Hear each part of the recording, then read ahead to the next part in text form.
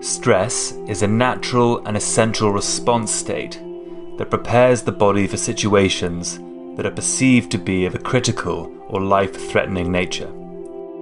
This fight or flight response, as it's commonly known, is part of the ancient reptilian brain, which was developed so that animals could successfully flee or combat the persistent dangers of that time.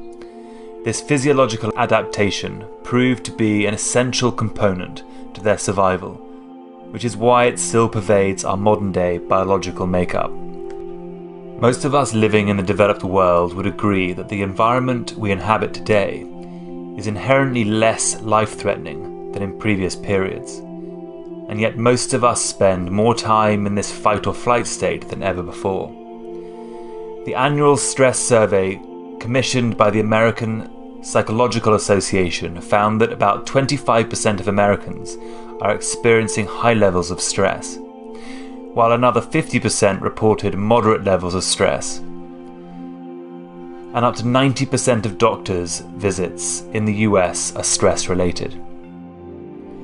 Stress has changed drastically over time. We no longer need to prepare ourselves to escape the jaws of an apex predator, but the same stress system is triggered by environmental toxins and perceived emotional stressors, such as worrying about financial or job security.